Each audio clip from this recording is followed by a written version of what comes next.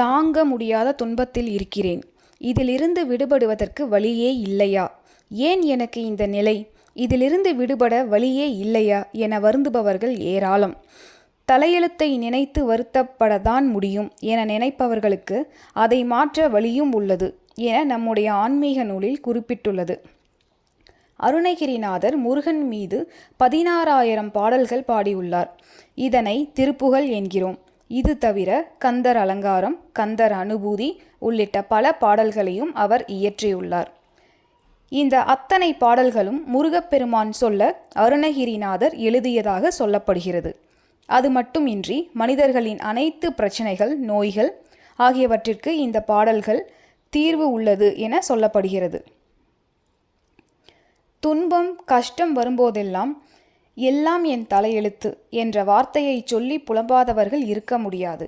இதையே விதி என்றும் சொல்கிறோம். கர்மா, விதி என ஆன்மீகத்தில் எத்தனையோ விளக்கங்கள் சொல்லப்பட்டாலும் அனைவரின் மனதிலும் இருக்கும் ஒரே கருத்து, நம் ஒவ்வொருவரின் தலையெழுத்தையும் படைக்கும் கடவுளான பிரம்ம தேவரே எழுதுகிறார் என நாம் சொல்கிறோம்.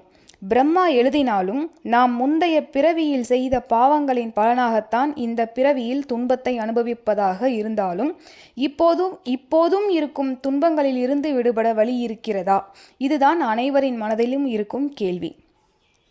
பிரம்மதேவர் எழுதிய தலையெழுத்தை யாராலும் மாற்றவும் அழிக்கவும் முடியாது. பிரம்மன் எழுதியதை அனுபவித்தே தீர வேண்டும் என்பதுதான் நம் அனைவரின் கருத்து.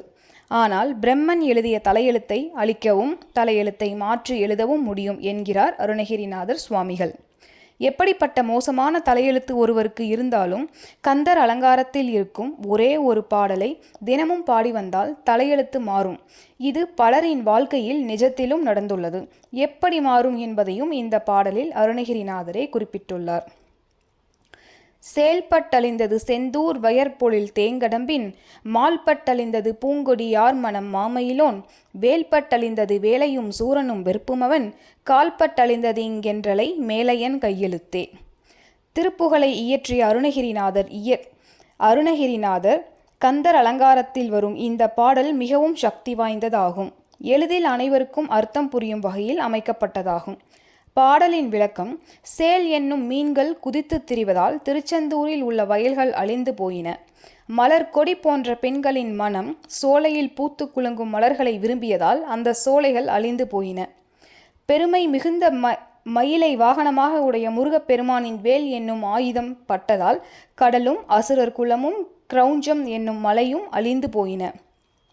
அது மட்டுமல்லாமல் முருகப்பெருமானின் கால்களாகிய திருவடிகள் இங்கு என்னுடைய தலைமீது பட்டதால் பிரம்மதேவனால் எழுதப்பட்ட விதி என்னும் தலையெழுத்து அழிந்து போனது.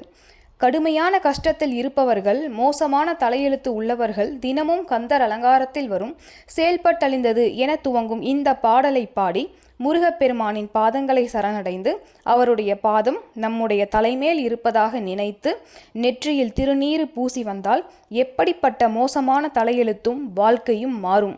முருகன் அருளால் எடுக்கும் காரியங்கள் அனைத்திலும் வெற்றி, நன்மை, வளர்ச்சி மட்டுமே ஏற்படும். நன்றி.